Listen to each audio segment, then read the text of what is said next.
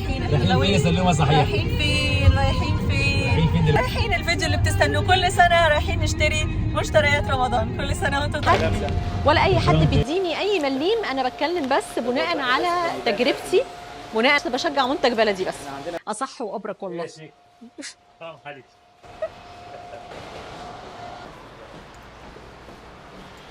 يلا تعال.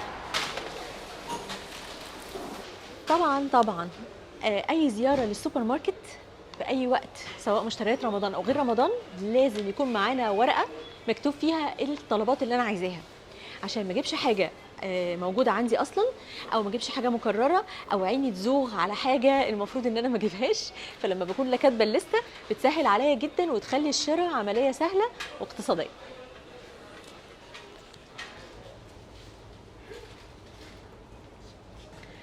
طيب اللبن اساسي، فاحنا لازم نجيب لبن. طيب نجيب اللبن ايه بقى؟ يعني لبن كامل الدسم ولا خالي الدسم، ولا نجيب لتر ونص، ولا نجيب نص لتر، ولا نجيب لبن بودره، ولا نعمل ايه؟ بصوا هو اللبن لا غنى عنه. هنعمل بشاميل عايزين لبن، هنعمل دقيق ولبن علشان الشربات، كوبايه الشاي باللبن اللي بعد الفطار ان شاء الله، فاحنا محتاجين لبن. طيب انا شايفه ان الاسعار تقريبا كلها يعني تقريبا زي بعض، بس دوروا على العلبه الكرتون، بلاش تدوروا على العلبه البلاستيك. العلبه البلاستيك بتبقى اغلى شويه من العلبه الكرتون. ودوروا على العروض. فمثلا هنا انا اول مره اشوف ان دومتي منزله لبن ولذيذ قوي، العبوه بتاعته شكلها حلو. بصوا عبوه دومتي شكلها حلو ولذيذ وشكلها شيك، وسعرها نازله عليها ديسكاونت، فنزل على ب 36 ونص. بالنسبه طبعا لل 40 وال 42 ده سعر حلو جدا. فلو هجيب لبن فانا هجيب من دومتي.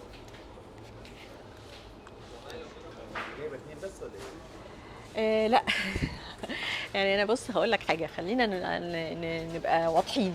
اللبن بيستهلك طول الوقت، فانا مش اللبن مش هجيب من الاول كده هو مثلا 6 مره واحده، فخلينا نجيب 2 ب3 ب2 نمشي بيها ايه واحده واحده كده علشان بس الدنيا ما تخربش. وبعدين مهم قوي، انا عارفه ان انت بتحب الشاي باللبن قوي قوي، بس عارف كمان ايه؟ كمان هجيب كمان لبن بودره. اللبن البودره بقى ده هينفعني في ايه؟ ان انا لو عايزه مثلا اعمل بشاميل ومزنوقه واللبن مفيش، فاللبن البودره بيساعدني قوي في الحاجات اللي زي دي. خلينا نشوف ايه الانواع اللي موجوده.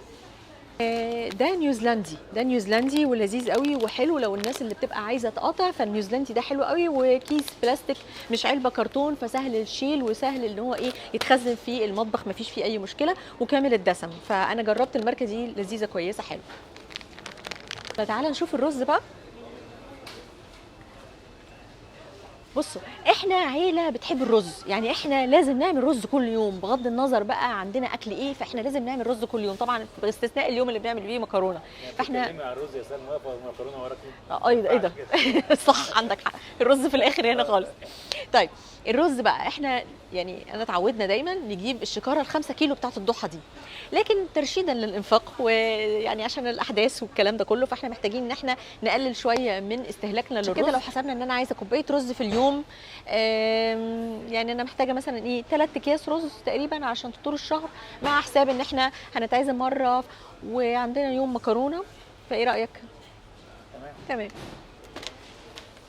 زمزم ده شكله لذيذ. معلومه بقى عرفتها مؤخرا، معلومه غذائيه كده، يقول لك ايه؟ الرز كل لما طبخته وقعدته في التلاجة وسحبت منه، كل ما كان المؤشر الجليسيمي بتاعه اللي بيخلي الناس تجوع بسرعه ويبقوا عايزين ياكلوا حلو بيقل. فلما تحط الرز في التلاجة وتيجي تسحبه علشان تاكل منه وتسخنه، يعني ده اصح. مش عارفه ولا انا الكلام ده يطلع من النار حتى على الصفر على الحقيقه عندك حق، كل الرز هو مفحفح كده ومفلفل على النار حاجه تانية خالص. انت كنت قلت لي على بسمتي، بس معلش بقى تروق. لا ما انسى بقى الرز البسمتي المره دي. طيب بالنسبه للمكرونه، تمام، احنا عيله بتحب المكرونه، وخصوصا المكرونه ايه؟ الاسباجيتي طبعا حبيبتك. عايز سباجيتي يا درق؟ اكيد. دي لينجويني. لا مفيش سباجيتي ريجينا. بص بقى، عاملين حاجه لذيذه قوي ريجينا، عاملين العبوه الكبيره دي. العبوه الكبيره دي حلوه جدا جدا، فلو لقيتوا العبوه الكبيره دي هاتوا منها يا جماعه، دي كويسه قوي. بس للاسف مفيش منها سباكيتي لينجويني بس. كنتش معايا يومين دي. لا لا يا راجل حرام عليك. طب بقول لك ايه، ما ناخد لينجويني ولا لازم سباكيتي؟ لا بحب السباكيتي هي تكون كده ماسكه نفسها طيب. تخينه كده. طب خلينا نشوف. كلهم في سوى المكرونه، انا مثلا من النوع اللي بحب المكرونه تكون اللي هي الدنتي اللي هي ايوه. عارف دي يعني رايك في القصه دي؟ انا بصراحه طبعا انا بشجع موضوع الدنتي ده بشده تماما، لانه مش بس ان المكرونه بتبقى محافظه على نفسها، كمان لما تيجي تحط عليها الصوص ما تبقاش بقى ايه تستوي وتتهري جامد قوي، فتبقى كده تبقى شكلها مفصحصح كده وماسكه روحها في الطبق. لما بتتهري قوي بتبقى مش حلوه. بص بقى يا طارق، مفيش سباكيتي، مفيش سباكيتي لف هنا ولا هنا. طب هقول لك حاجه، ما تيجي ناخد ايطاليانو دي. ايطاليانو دي كويسه. قلت من اول طلياني؟ لا ايطاليانو دي ماركه مصر والله. ايوه. هناخد بقى 2 كيس كفايه قوي من المكرونه الفرن علشان الايه المكرونه بالبشاميل، وهناخد لتماره 1 قواقع كفايه قوي تمام، وناخد بقى شعريه ولسان عصفور. الماركه دي انا جربتها بتاعت لسان العصفور، اسمها المطبخ، مش وحشه ابدا ابدا، والحبايه بتنفش بتبقى حلوه. بتنفش. هناخد 2 لسان عصفور، وناخد الشعريه من ايطاليان برضو حلوه ولذيذه. الماركه دي كويسه برضو، ماركه مصري. يبقى احنا كده ايه، بند المكرونات تمام، بند الرز تمام، يلا بينا.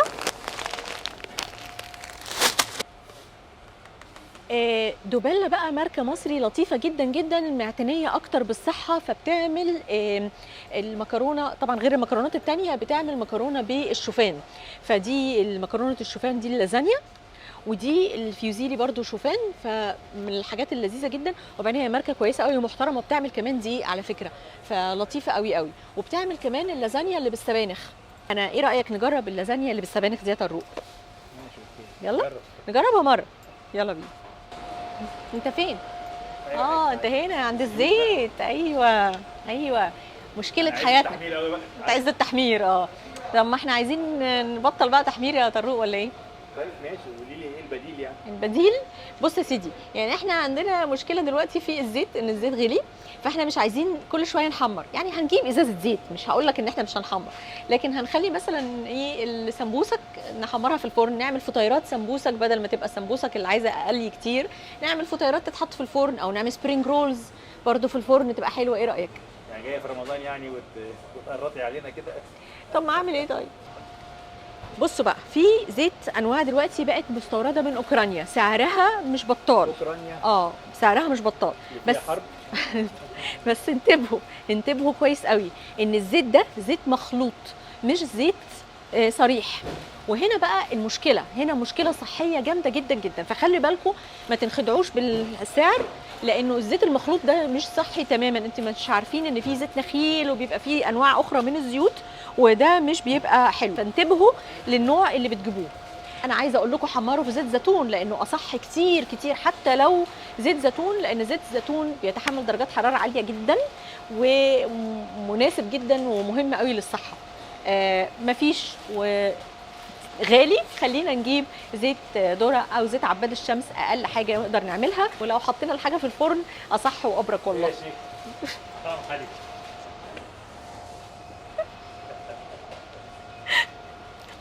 جبت لك ازازه اهي.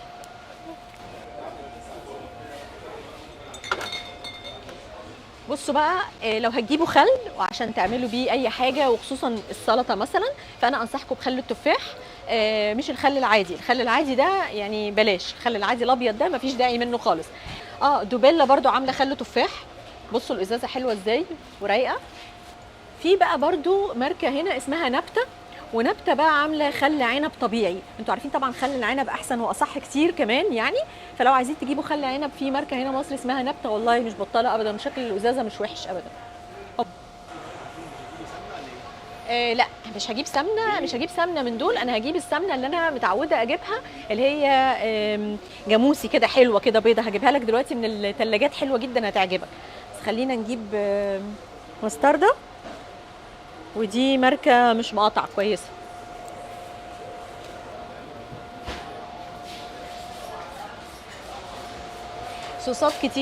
صوصات كتير بصراحه، ومغريه وشكلها حلو، بس مرهقه للميزانيه، وفيها مواد حافظه، واحنا نقدر نعمل الحاجات دي كلها في البيت. يعني نقدر نعمل الكاتشب في البيت، والباربيكيو صوص في البيت، والرانش نقدر نعمله في البيت، وكل الدريسنج بتاع السلطه نقدر نعمله في البيت. مرة هسيبنا نعمل الكاتشب في البيت. انا عملته لها مره على فكره، وحطيته لها في ازازه الكاتشب القديمه وهي ما خدتش بالها. ايوه، وعملت لها النوتيلا في البيت برضو ما خدتش بالها. انتوا عارفين دايما اقول لكم كل سنه لازم تجيبوا العلبه الكبيره بتاعه الصلصه، بلاش تجيبوا العلب الصغيره، وخصوصا البرطمانات الازاز لانه بيحمل عليكم السعر بتاعها. فاحسن حاجه ان انتوا تجيبوا اللي هي ايه، الصفيح.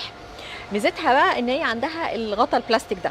وبعدين حاجه مهمه كمان، ما تسيبوش الصلصه فيها، يعني فتحتيها استخدمتي منها فضيها ببرطمانات ازاز عندك في الثلاجه، وحطي على من فوق الوش طبقه زيت كده اهو عشان تحفظيها في الثلاجه بيها. تقريبا ب60، فكويسه جدا جدا. دي انا بجيب دي تقعد معايا الشهر كله. تيجوا بقى نتكلم على اللحمه والفراخ. تعالوا نتكلم على اللحمه والفراخ. ما بلاش.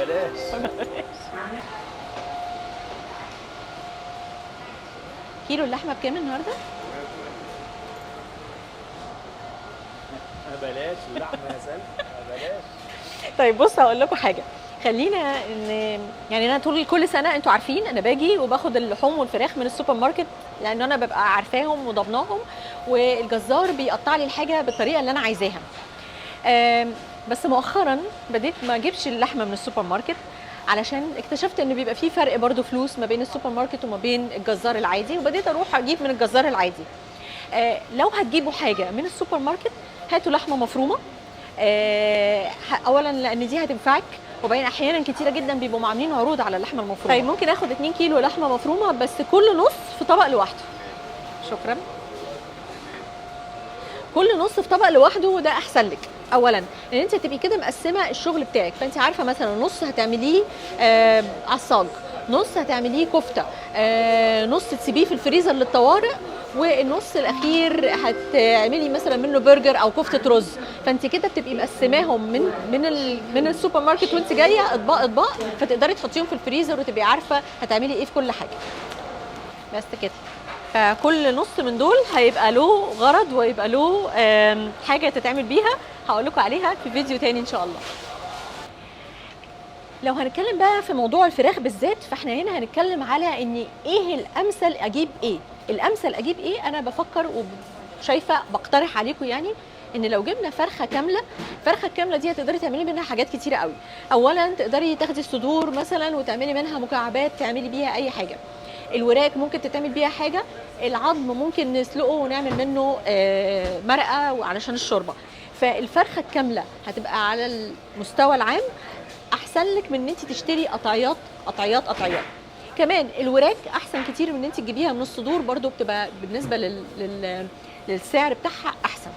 فانا لو هجيب فرختين كاملين وهقطعهم ارباع، وهجيب وراك او دبابيس. تحب ايه، وراك ولا دبابيس؟ الوراك والدبابيس بحب الاثنين. طيب يلا. بص يا ست الكل، عايزه فرختين وهتقطعهم لي 4/4 كل فرخه لوحدها، تمام. وهحتاج الوراك اخبارها ايه؟ طب والله شكلها حلو، مش كبيره قوي. استصغري لي الوراك. فرختين يبقوا تقريبا وزن 1.5 كيلو تقريبا. مش هيبقى فيه كيلو ونص، هيبقى فيه كيلو وربع، كيلو 300. تمام، كيلو 300 تمام شغال. هي بكام النهارده؟ ب 154. طب بصي اديني 8 اوراق على طبقين. على طبقين.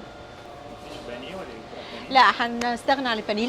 ليه بقى؟ اولا انه غالي جدا، ثانيا عايز تحمير، عايز زيت سيادتك، فمعلش يعني خلينا ايه، خلي البانيه ده لما يكون عازمين حد. بس رمضان ما قالش كده يعني الصراحه. رمضان ما قالش كده؟ رمضان قال ايه؟ احمدوه والحمد مش بالشكل ده. طب اقول لك حاجه، اجيب كيلو بانيه؟ اي حاجه بس أي حاجة. تسند معانا في رمضان. طيب تديني كيلو بانيه. شكرا.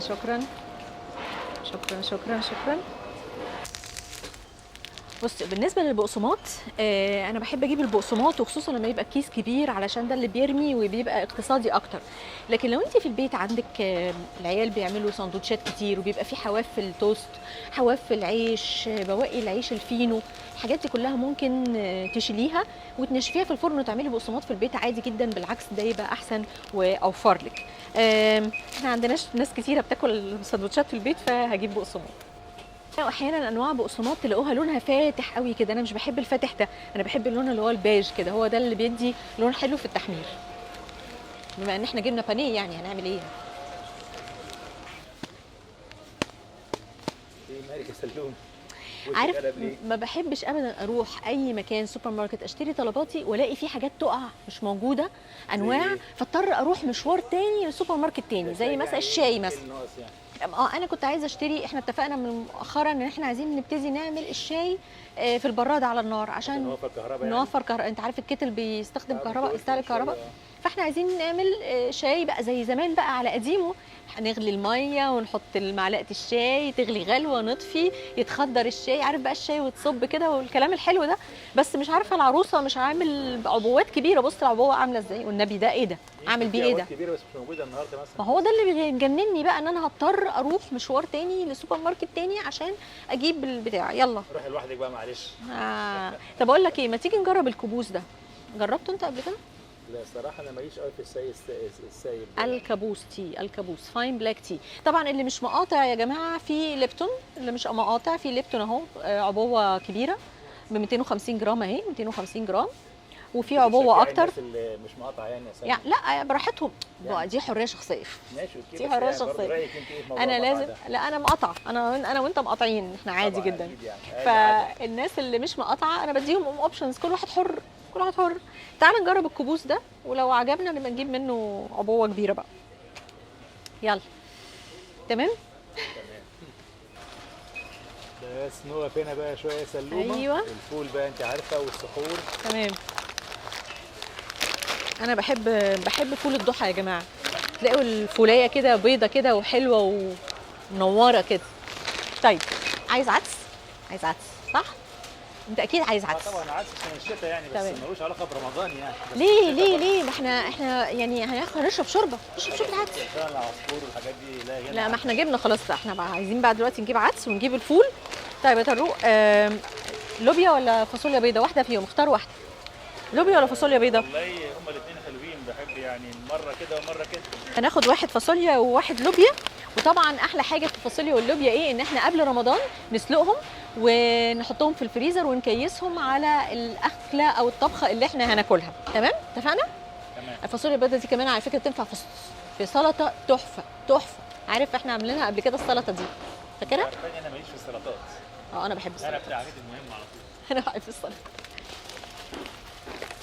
يا سلمى كل الحاجات دي لسه في مربع هنملاه ونروح على طول خلاص. ما شاء الله منظمه جدا. انا بحب نظام جميل. انظم العربيه كده وتبقى كل حاجه منسقه كده. يلا. الماركه دي ماركه حلوه وانا جربت حاجاتها الحقيقه ممتازه، وهجيب منها الحمص، والحمص هايل يا جماعه، مصدر هايل للبروتين. يعني اعملوا حمص، فتة حمص تبقى حلوه في رمضان، اطحنوا الحمص مع الطحينه، ده برضو مصدر هايل جدا للبروتين، فالحمص ده حلو جدا والماركه دي كويسه. في منها برضو الفول، بص الفول بتاعها ما عنديش ولا اي حد بيديني اي مليم، انا بتكلم بس بناء على تجربتي، وبناء على الحاجات اللي بجربها وبعملها.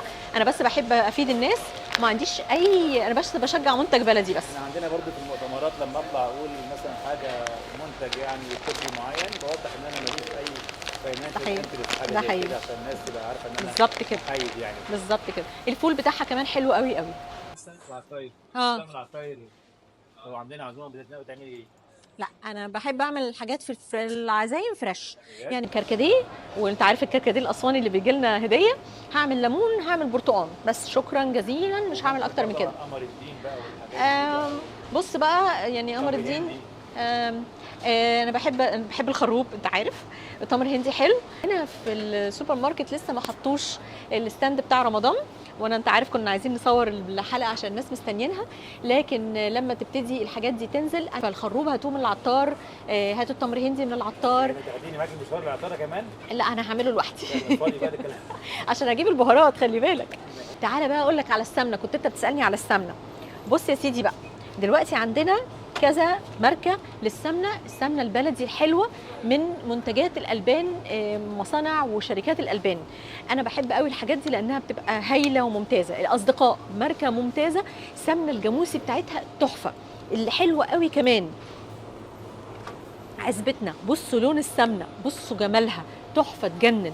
فالسمنه دي هايله، انا جربتها، اسمها عزبتنا. ودي الاصدقاء، الاثنين حلوين قوي قوي قوي يا جماعه. في ماركه جديده انا شفتها اسمها الدوار، دي برضو شكل السمنه بتاعتها حلو. السمنه البلدي الايام دي بقى فيها وجود زي زمان ولا برضه؟ لا والله، ليه لا، ليه لا. يعني انا لو انتوا تعرفوا حد في البلد في الارياف يجيب لكم سمنه ويجيب لكم الزبده وتسيحوها في البيت، يا سلام، احلى حاجه في الدنيا. طيب بما ان احنا بقى واقفين قدام الستاند بتاع الالبان ده، اقول لكم على الجبنه القريش اللي انا بجيبها، عشان انت عارف طبعا رمضان انا بحب قوي اعمل خلطه الجبنه القريش اللي بحطها في الثلاجه، وبنسحب منها بقى طول ما احنا ايه، بالفلفل والزيتون والحاجات دي بالظبط كده. فخلينا نشوف ماركه الجبنه القريش اللي انا بجيبها فين. من الماركات الكويسه المصري الممتازه ماركه بريما، وبتعمل منتجات حلوه قوي. وبتعجبني بقى العلبه بتاعه الجبنه القريش بتاعتهم، العلبه كلها على بعضها دي هايله ممتازه. بحط بقى عليها بقى كل الاضافات واحطها في الثلاجه، ودي بقى بسحب منها في السحور. في السحور شكلها شيك ونظيف، مش كده؟ مش كده؟ برضو الاصدقاء عامله جبنه قريش برضو، وعزبتنا برضو عامله جبنه قريش بس صغيره كده الحجم بتاعها، بس برضو حلوه جدا. طبعا دي حجمها اكبر، دي تقريبا 400 جرام، ودي تقريبا 300 مثلا، بس انا بحبها قوي قوي. جبت بقى انا الزبده بتاعت مزارع دينا دي، هايله هايله هايله ممتازه، والبلوكه دي كلها على بعضها حلوه قوي قوي. هي صحيح ب 380 بس عايزه اقول لكم انها ممتازه. دي تقريبا كيلو، فبتقعد وقت طويل جدا وهتقعد معاكم حبه حلوين. فدي لو عايزين تجيبوا زبده لرمضان انا ارشح لكم الحقيقه مزارع دينا ممتازه. مزارع دينا، انت عارفه بحب الكوره، كان في فريق زمان اسمه مزارع دينا بيلعب في الدوري. بجد والله؟ مش عارف راح فين ده سنه كام ده؟ من حوالي مثلا كده 15 years. ياه. جبنه الموتزاريلا في عندنا كذا اوبشن. ففي مثلا الاصدقاء عندهم جبنه موتزاريلا حلوه، وفي مفازه برضو جبنه موتزاريلا حلوه. لكم انا بحب فارم تشيز. الجبنه الموتزاريلا بتاعتها حلوه. وفي كمان عاملين هم الستيكس دي بقى، دي علشان تعمليها بالبيض والبقسماط وتحمريها برضو للولاد، دي حلوه برضو قوي قوي. هجيب كمان منها الشيدر، عشان الشيدر والموتزاريلا الاثنين مع بعض بعمل منهم ميكس، احشي بقى بيه سبرينج رولز، احشي سمبوسك، احشي بيه فطيره، امر ما يخلاش يعني اي حشوه بتحتاج جبنه. فالموتزاريلا والشيدر الاثنين حلوين مع بعض، وكميه كبيره كده حلوه كلها. يعودوا علينا بخير يا رب. تعالوا بقى نتكلم على الزبادي. طبعا الزبادي برضو زي حاجات تانية كتير كله غلي. احنا ممكن نعمل الزبادي في البيت على فكره يا جماعه، وخصوصا الزبادي اليوناني، لانه الزبادي اليوناني من الحاجات اللي هي صحي اكتر. ليه؟ عشان نسبه البروتين فيه اعلى. فاحنا ممكن نشتري واحده زبادي يوناني واحده بس تكون كامله الدسم وتكون ماركه كويسه، ونعمل زبادي يوناني في البيت عادي جدا. جهينة مؤخرا نزلت كذا نوع من الزبادي اليوناني بكذا لا مش فليفر، بكذا نسبة دسم. هتلاقي عندك 7% دسم، 5% دسم، 3% دسم، وتقريبا 2% دسم. ودي حاجة حلوة جدا، ما كانش عندنا الكلام ده قبل كده. زمان كان عندنا هو واحد بس مفيش غيره. فهاتوا بقى من 3% او 5%. يعني اللي عايز بقى يعني كلام التنوع ده مهم. مثلا كل واحد بيحسب الكالوريز اللي هو عايزها على كميه الفات اللي هو ياخدها، ده للناس اللي بتحافظ على صحتها يعني. فاحنا ناخد واحده من 150 ناخد واحده من اللي هي الدسم بتاعها عالي، ودي نعمل بيها زبادي يوناني في البيت. وان شاء الله هعمل لكم حلقه بالموضوع ده. بقيه الاجمال بقى، عندك شادر وعندك رومي وعندك البراميلي، دول هنجيبهم ليله رمضان ان شاء الله، مفيش داعي نجيبهم من دلوقتي. كنت بجيب قمح عشان نعمل بليله. لا ده هنا، ده السيريس دي بتاعت العيله الصغيرين. لا احنا نعمل الحاجات فراتير بتاعتنا. يعني ولا إيه؟ ايوه. انت عارف انه البليله تعتبر هي الحجر الاساس لكل السيريز اللي موجوده دي، يعني احنا اللي بدعنا الحاجات دي اصلا من زمان. وبعدين انت عارف ان دي احلى حاجه تتاكل على السحور، تعمل كده حله بليله كده حلوه سخنه وباللبن وتاكلها على السحور، يا سلام. اولا هتشبعك، ثانيا الياف، بروتين، لبن، طبعا كل عليها حاجه. بقى جوز هند بقى وعليها زبيب وكده ولا؟ ماشي يا سيدي، حاضر. هحط لك قرف وقرف، هحط لك قرف، هحط لك قرفه. بس لو انتوا من الناس اللي بتحبوا الشوفان وما بتحبوش القمح نتيجه لاي حاجه مثلا حساسيه او حاجه، انا ارشح لكم جدا الاوت فليكس بتاعه اورجانيك نيشن. اورجانيك نيشن مصري، وعندهم الشوفان اللي هو سريع الطهي. ولو اني انا من الناس الانصار الشوفان اللي هو الحبه الكامله اللي هي تبقى الجامبو اللي بيسموها الجامبو، وده هتلاقوه في ماركه مصري برضو اسمها لينو، هتلاقوا عندها الشوفان اللي هي الحبه الكامله.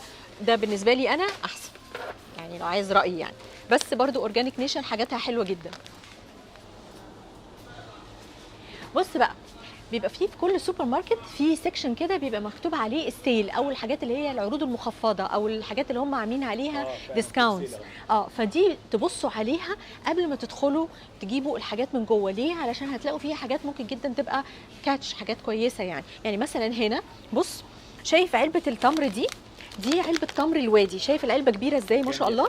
العلبه دي تكفينا رمضان كله. دي ب 115، نازله من 132 ل 115. ده سعر حلو جدا وكميه حلوه قوي، والتمر بص حلو ازاي ولونه جميل، يتاكل اكل بصراحه. منظره فريش قوي، حلو جدا. هتلاقوا برضو هنا حاجات كتيره ممكن برضو عليها عروض.